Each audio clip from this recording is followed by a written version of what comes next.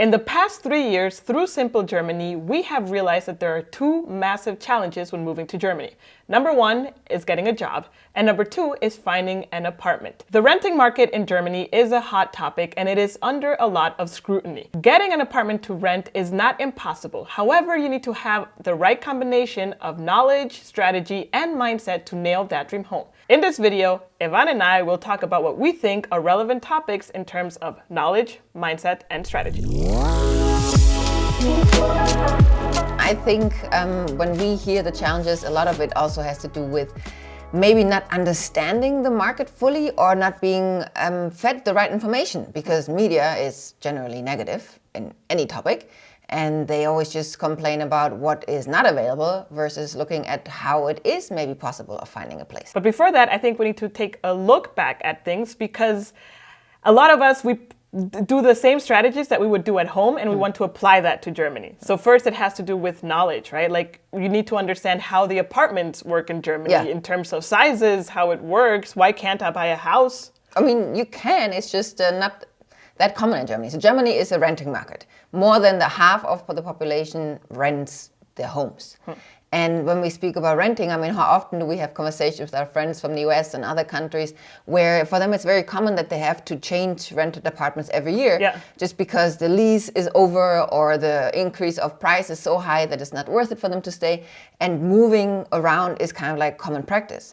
Whereas in Germany, it is not at all. At all. I mean, we just moved to our second home after 10 years, right? The neighbors that we have, they've been living in their place for 30 years. And that is very common. I mean, obviously there's also people that move every 2 years. My sister has moved quite a lot more, but just because also her job has moved around Germany.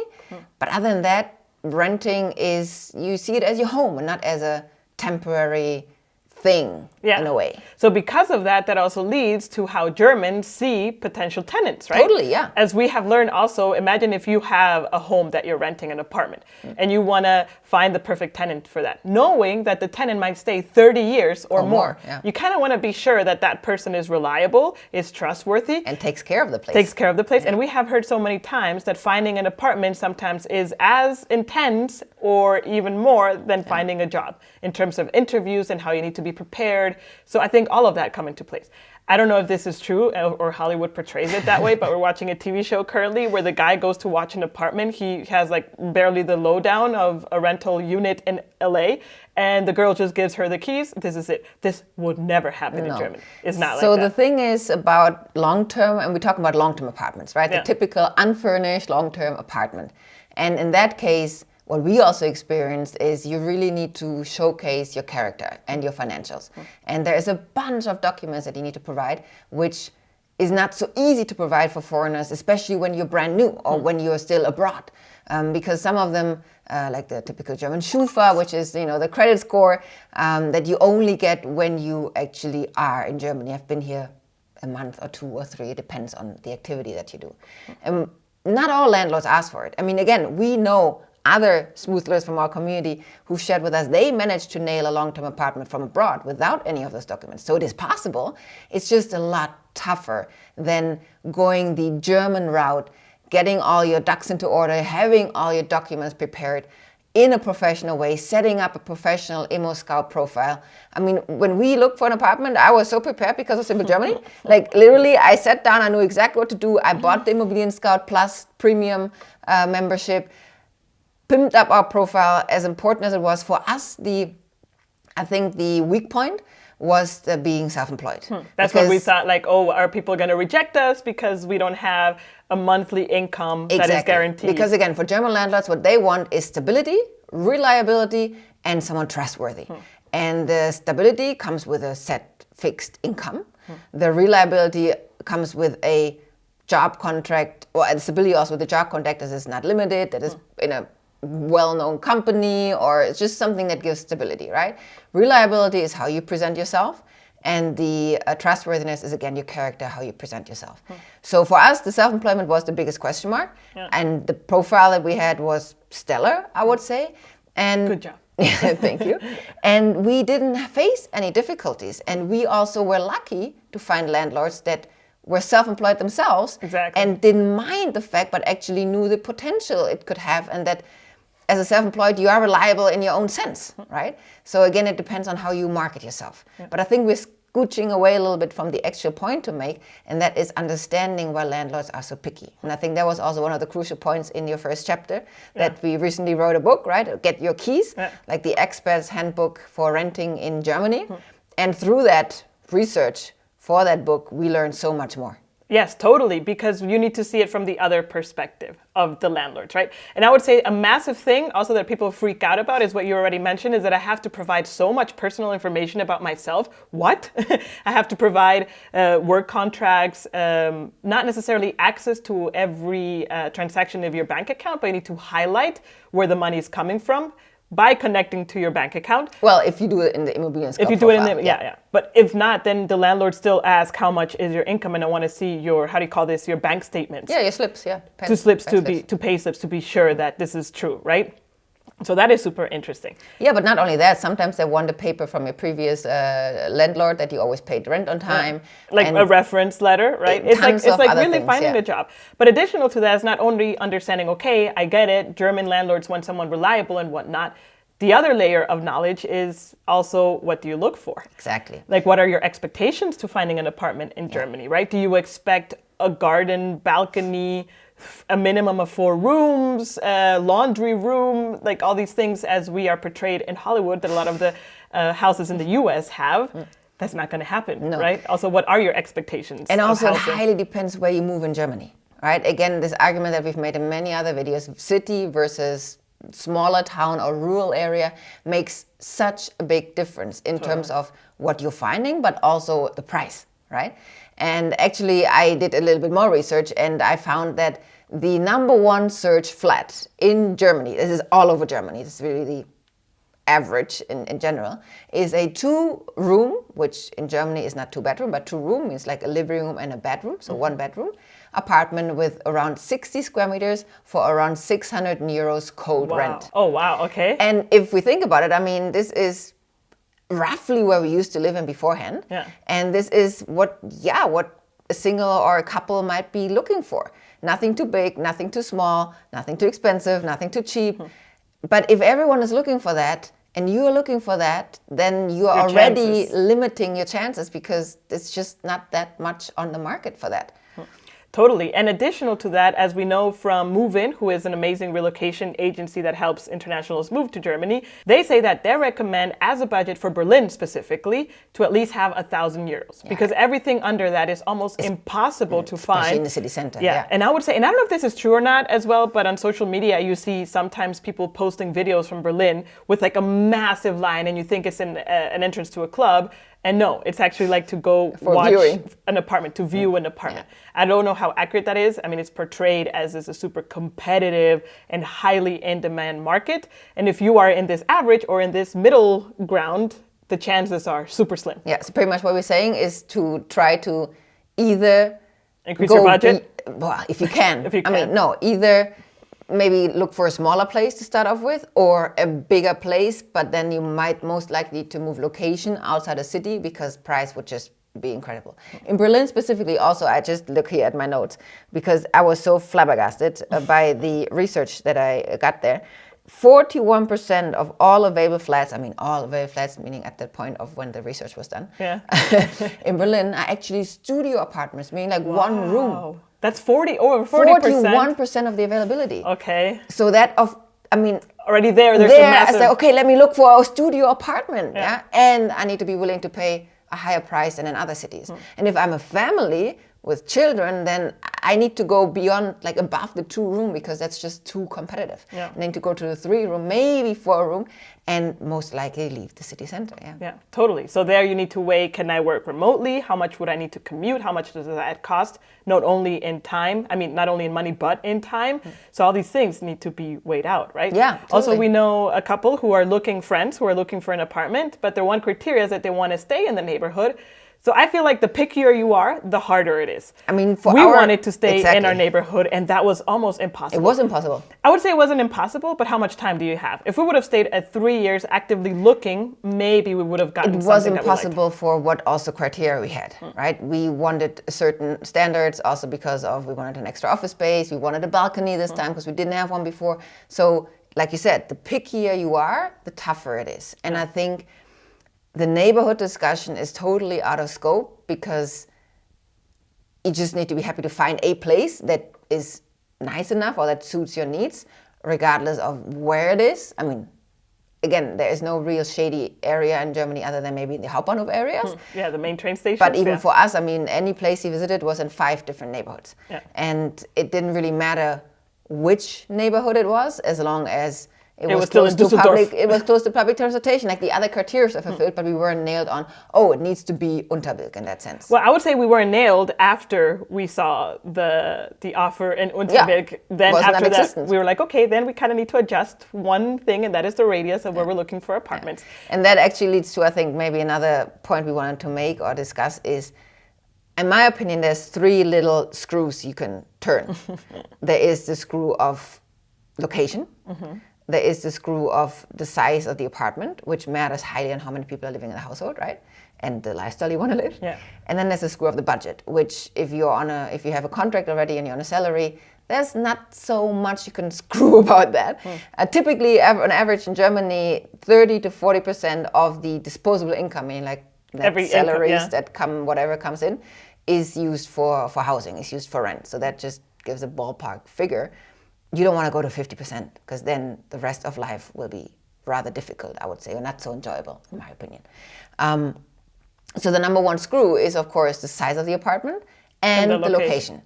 And also with the size of the apartment, it also depends on your situation, right? If you're looking to apply for a family reunification visa, you need to meet a minimum criteria. Yeah, but they are rather small already. Yes, I mean, the studio wouldn't work, probably. Right? But already there, even maybe the screw or the little screws that you imagine, the one that you can adjust the most is location. Yes. Because of course, the further you go from big cities, the better the offers, right? Bigger places, cheaper places. And you can even rent houses entirely, which have laundry rooms and gardens and terraces and stuff like that. But you are what we call Zappendusterland, which is in the middle of nowhere. So I think we've talked enough about the difficulty and what you might be looking for. But from what we have come to learn, and we also recommend, and most of us smoothers find the strategy the most successful, is to actually go with, often shunned as overpriced, but yes, they are more pricey, short-term furnished apartments to rent them from abroad already, which is possible. So there's multiple advantages. First, you don't need to run around buying furniture and have like a huge expense Which is a massive expense, including the kitchen, Second, you come to a set home. You have internet, you have electricity, you arrive, you can unpack your bags and just take a breather and do all your bureaucratic stuff. Take care of the Anmeldung, take care of starting your work or getting your appointment for your residence permit, all those things that you need to be doing. In my opinion, this is the most stress-free way of moving. And then once you are settled in a little bit after 2, 3, 4 months, whatever floats your boat, you can start looking for that long-term place because by then you have your documents, by then you have more. You have Schufa. You have your Schufa, exactly. You have more idea of the sense of Germany, how it works. And you also maybe have more time and you are here in person to go for those viewings. Which I think actually the viewings are super important.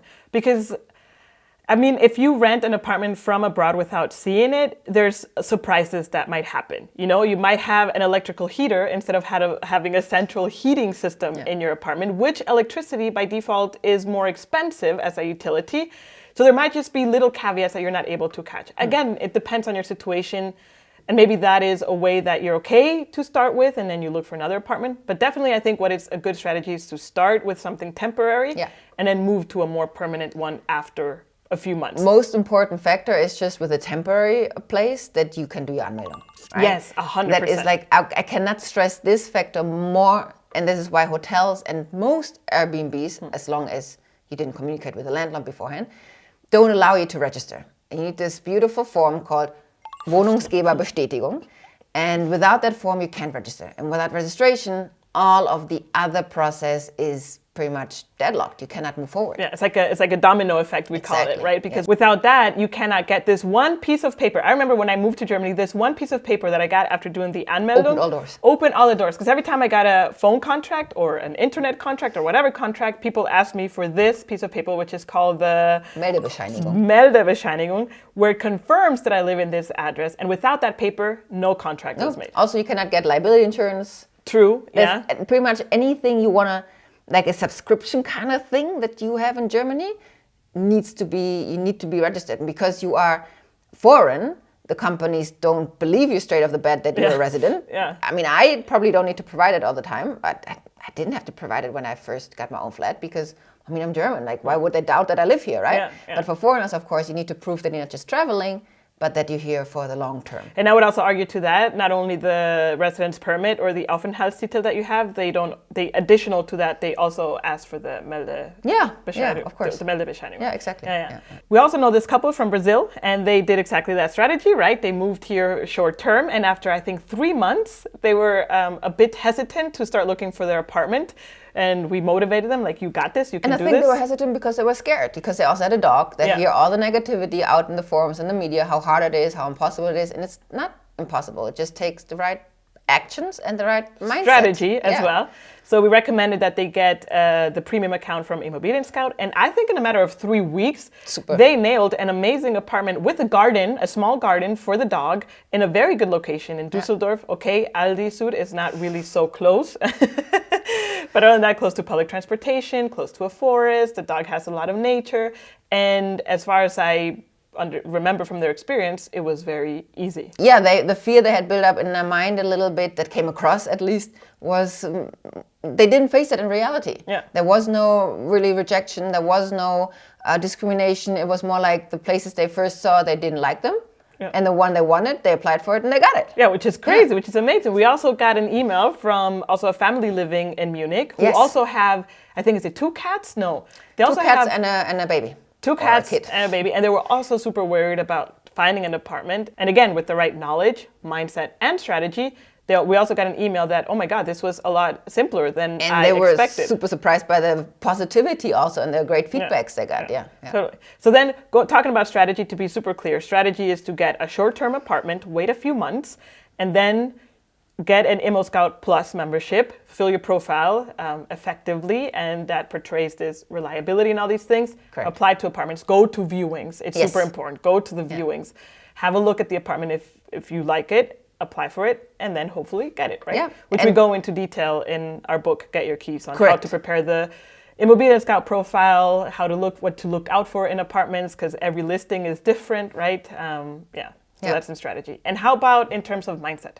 Well, again, in terms of mindset, it's just what we portrayed with these examples. I think the moment you flip the switch and realize, hey, I am in charge of my own destiny, sounds a bit stupid, but if I want something and I know how to present myself and go for it, of course it won't be easy and it won't be the first thing that you look for. But if you give it 5, 6, 7, 8, 9, 10 tries, and you also through each try learn on how should I present myself, what are people talking about, then it is possible. And the moment you want that apartment, go for it and don't let fear or negativity or potentially also thinking, oh, I'm a foreigner, I won't get it.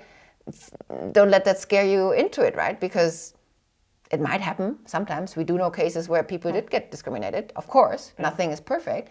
But if you just go beyond that and focus on what is possible, all of the smoothers we've talked to, they all found a place that they are happy in. Yeah, 100%. And with mindset, I think, comes focus. Again, if you focus, so finding an apartment in Germany is really a full-time job. It's a full-time job. You need to be like on it, right? It's not like, oh, I'm going to get the Immobilien Plus account and wait until things happen. No, it needs to be something that you focus intensely for a short amount of time to hopefully be super successful. Yeah. We also know in the Get Your Keys, we have a real case study from a family in Berlin who, through focus as well and the right strategy and everything, they found an apartment in Berlin. Yeah. I mean, which everyone says finding an apartment in Berlin is like a horror story. Well, just like in Munich. Yeah, we have these examples of people succeeding despite maybe not being the easiest case because there's dogs or children or cats or whatsoever. And it is possible. And I think that is the message we want to spread, just like with anything, right, that we're doing. It depends on how you take the challenge and whether you are ready for the challenge and know how to act. And if you do and you are prepared, then it is totally possible. Yeah. And also, I would say adding to that one is expectations. Yes. As we said at the beginning of the video, I remember I saw a Reddit thread where a guy from the US, he was complaining a lot that he couldn't find an apartment that he was happy with.